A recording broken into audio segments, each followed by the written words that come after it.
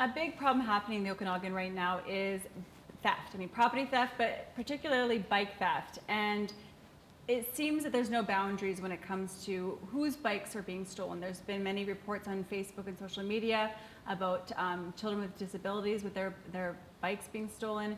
And our guest that is on tonight, Rob, you recently had a bike stolen in your family. Yeah, my son, he got himself a job a few months ago at the Parlour Ice Cream on Bernard, and he's been working hard and went and bought himself a bike, and then went up to Orchard Park Mall and came out and was devastated that someone had chopped the lock and taken it. So, and that's one thing. So a couple of things that people are seeing is how brazen these thefts are. It's in broad daylight. The bikes are locked up. Yeah. And they're clearly children's bikes. And it doesn't seem that matters to the bike thieves. No, not at all. But it would be weird that they would just steal adults' bikes. I think if they oh, that's a kid's bike, I better not take that one. I'll take the adult bike. That would be quite strange, wouldn't it? I don't know. But wouldn't it be strange for someone to see a kid's bike and think about that kid coming out and crying? Like, you don't want to. Adults, you're kind of more jaded about, but kids are so innocent. That's my thoughts, anyways. Yeah, I think maybe though the people that are stealing bikes, probably that's not their frame of mind or where they're at. I think the bike theft is a huge issue in the town, but I think it's maybe a product of a bigger problem in the town. I think, you know, our homeless people, our transient people, it's their way of obviously getting around, but I think it's also become a form of currency for them. You know, there's lots of places in town where they're taking bikes apart and stripping them down for parts and swapping bits out. And so, yeah, I think it's certainly a product of a bigger problem that the city and we all need to address. Oh, I do want to talk about that, but first, your son kind of had a happy ending. So I know that there were some posts on social media. That's the good thing. There's a lot of negative things about social media, but there's also a lot of positive because that's how word can get out now. Things are being more exposed. Sometimes it becomes exploitive, but in this case, through social media, George, that's where you fit into this picture. Yes. So how did you saw I think it was my post that you saw. I believe so. On the Kelowna Scammers page. That's right. I just saw the story, and what really got me was just imagining a 12-year-old kid, you know, working so hard to save up for a bike, and I just picture him, you know, probably picking out the bike he wants, and then to only have it, you know, to save all that money to buy the bike that maybe the bike of his dreams. And then only 5 days later, it's gone, poof, you know. I just felt, what did he feel when he came out from Tim Hortons and saw an empty spot where his bike was? Mm-hmm. And that just got me, and I said, well, let's see what we can do here. And there were some pictures posted of people that were, you know, alleged suspects that were seen around where the bike was stolen. And it just happens to be that I happened to recognize one of them. I knew them. So I thought I'd reach out to that person and see if we can do something, and it turns out that it turned out all right. So, and take me through that, because I can't imagine, because I'm somebody that my biggest thorn is justice, and I'm like, you're actually his father-in-law. I've known my entire life in Penticton, Brian Snyder. He's family friends since I was, I think, 3 or 4 years old. He had 2 bikes stolen, didn't he? Yeah, Brian? recently Brian had a bike exactly the same from outside of Canadian Tire in Penticton, just chopped off and taken. That's his second bike, I think, in a year that he's had stolen. Yeah. So he's very jaded, Brian. Well, and he's such Brian's such a nice person, and the justice in me was like, my mom and I actually spent Mother's Day going down back alleys looking for Brian's bike, because we're like, we're gonna find it, right? But then you see reports where these vigilante kind of, this justice, because people are so sick of this bike theft, the cops can't get under control, because it's just, it's so much. There's so many chop shops happening. There's one right across the police station here. So people are starting to take things into their own hands. And I know someone who lost their iPhone went looking for it and they got stabbed. So how are you able to get that bike back without an altercation? Without getting myself in trouble. Yeah. I reached out to this fellow that I recognized from the pictures and through Facebook, and he wasn't on my friends list. I just searched for him and found him on Facebook, and I messaged him. And I said, you know, hey, I want to chat. So these scammers actually have Facebook? Well, he may not be the person that stole the bike. Okay. So we're not 100% sure about that. Right. You know, the story he told me is that he doesn't steal bikes. You know, he is in the sort of underground underpinnings of Kelowna in the street world. But There's stealing underground bikes, bike ring? well, stealing bikes, even between, thieves and drug addicts on the street, there is somewhat of a code of honor with some of them. Some of them will refuse to steal. They'll just sell drugs, Right. and so on and so forth. So he's adamant that he never steals bikes. But I described the bike to him, and I showed him the picture. I sent him the picture, and he says, "I know where that bike is." He said, "Let me see if I can get it back." And I told him the story. He's a father himself, really, actually a very nice man, just ended up on the wrong side of life. So what happened next? So, he said, "Let me get back to you. I think I know where it is." And literally within hours, he says, "I found it." And he sent me pictures of it. And he said, "It's been painted. They already spray bombed it." He says, "This is what I want for it." Because he said he had to buy it off the other fella that had it. And I said, "Well, this is not about money. It's about, making things good for Noah." And so we just worked it out that in one day, literally in a matter of hours, actually, that he got the bike, retrieved it, took as much of the spray bomb paint off himself as he could, Yeah. and messaged me and said it's ready to pick up anytime you want it. And I met him and picked it up, and that's when I called Robbie. Yeah. I called him right after I picked the bike up. Well, I want to hear your story in a minute, but one thing that stuck out to me is the money thing.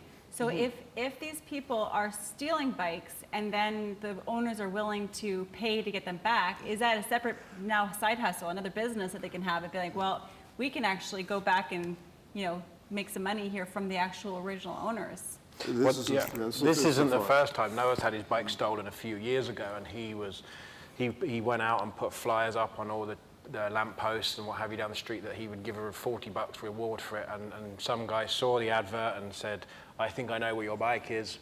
And eventually I met him somewhere downtown, and in the end I had to give him $60 to get my own bike back. So. And how does that feel? Speaking of jaded, well, yeah, when you've got a $500 bike and someone wants $60 for you, I suppose you do it because you want your bike back. But yeah, paying to get your own property back sometimes is a little. It's like negotiated with terrorists kind of thing, where you don't negotiate, or that it becomes the ransoms get bigger and things like that. And if you know that the kid has a personal even the story, because I did take a screenshot of your post on Facebook and put it in that Kelowna scammers, because I have 3 sons now, and you want to protect them from the bad of the world and show that there's still good in the world. Well, I think it's hard for kids because I think that when Noah had it stolen, he loved that bike, and when it disappeared, I think he certainly lost a little bit of faith in sort of humans and adults and people doing the right thing. I think it shook him a little bit. Well, rewind a bit because of what happened. How you guys had an older bike that. Well, yeah, he once we bought the new bike, we put his old bike on Castanet to sell it, and. A young gentleman turned up that had twins, and they were 9 years old. And we agreed on a price for his old bike, and his wife was busy trying to transfer me the money. And he started talking about his twins and how they were 9, and he said that they didn't look like the most well-off family. And he said it's expensive. Birthdays are expensive. Having twins, you have to buy 2 of everything. And one of our twins had struggled a little bit at birth and is a little bit delayed and struggles. And me and Noah agreed that we would give the bike to this couple, and we said, you don't need to give us the money. We'd like you to have the bike as a gift. And I really hoped that Noah would see that, sometimes giving stuff away, that, good things can end up happening to you back. I didn't want him to give the bike away in the hope that something good would happen to him. I wanted him to see that, you just do nice things for nice people, and sometimes nice things happen to you, and then the next day his bike gets stolen, and I was like, oh, well, there was the teachable moment disappeared, and I felt sad for him. And but the picture that we took when George brought the bike back of Noah, he was so excited. And we took the bike back down to Fresh Air where we bought it on Pandozi, and they're asking the Norco rep if they can do something with the frame and what have you, because it is a bit. So how was the damage? Well, it was, they did, George and whoever George knows did a good job of trying to take it off, but it was all scratched up and what have you, and you know, he'd only had it a few days, so fresh air is seeing what they can do in the shop, and but we don't know yet. So because you're now kind of an expert at being at the wrong end of the bike problem here, what do you think the solution is? Well, you know, I'm quite fortunate. I work at Central School and I work with some of our most vulnerable young people in town. We have lots of programs there for our kids, and one of our programs is called Gateway, and it's about transitioning some of our kids into Okanagan College in the trades. And you know what I really find with young people and people that have addiction problems and mental health is that when they find purpose in their life, it really supports them and helps them move on. And my worry with the bike theft is that it's a product of a bigger problem in our city, but those people that are stealing the bikes, that they have like a hopelessness, I think, in their life. And I think when you can give people purpose in their life, you know, I take these kids to the college for 15 weeks, and you know, some of them have some serious addiction problems and certainly mental health issues. But when they see that going to college is actually something positive for them in their life, they start stepping back from, you know, from their addictions, and their mental health improves immensely because they all of a sudden have a purpose. And I see a lot of our homeless people on the streets, and I feel so sad for them because, you know, they're sat there, they're begging, they're addicted to stuff, and it looks hopeless. And when you're in that state, I think you do go to stealing bikes and to feed your addictions and what have you. And I would love to see more opportunity in our city for people to have some meaning, you know, to find some work. And, you know, we have a great city, and I see city workers sometimes painting fire hydrants. And I'm thinking, well, we've got lots of people that maybe we could, you know, if someone had a big heart at the city and we could get a program running to support some of our mental health.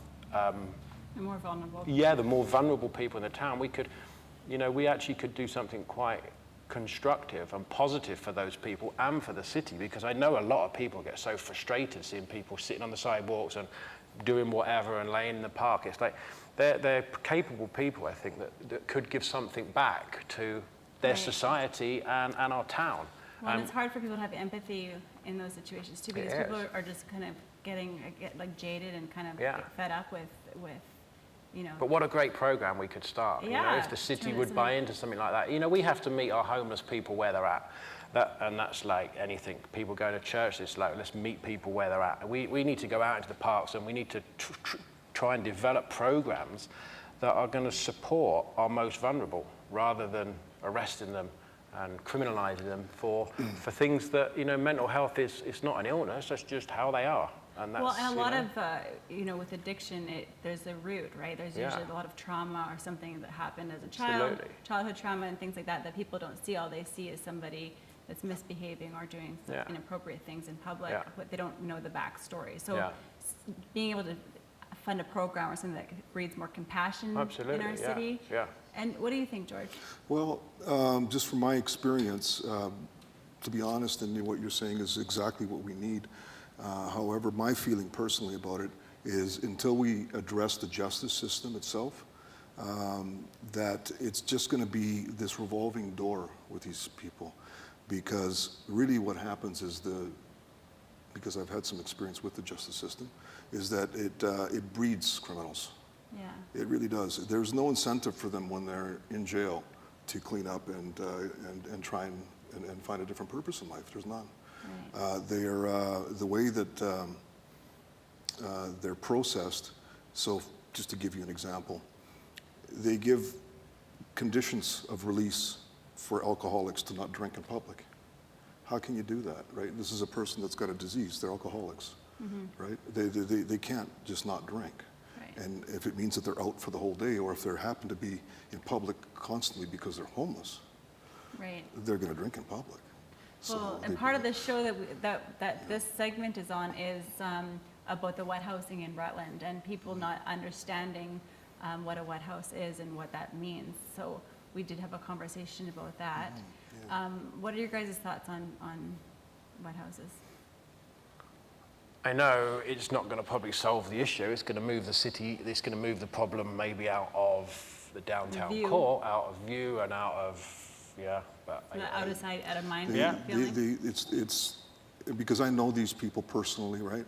It's the wrong thing to do. And I know that I might get flack for that from others, but the idea is right. Is it enabling that you're You know? thinking? Well, Or- they're keeping them in their network.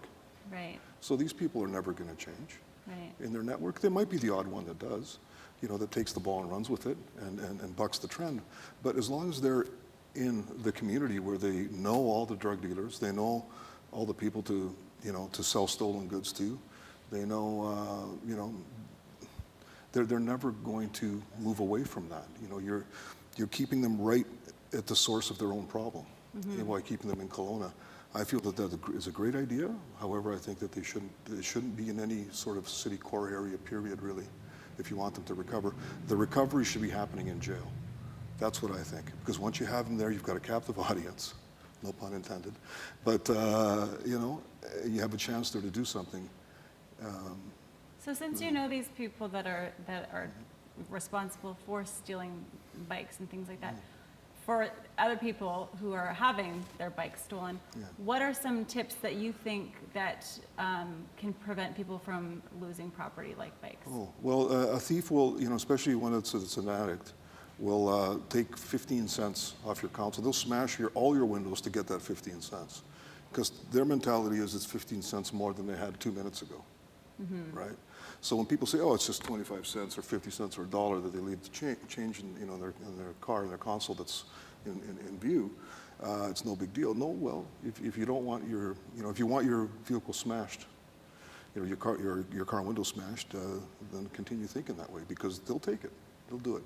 So the same thing with the bikes. The bike's a little bit different because they're so adept at cutting these locks. These locks are like nothing to them, right? So, And in broad daylight, like outside Orchard Park, like how is they're not caring about surveillance cameras anymore?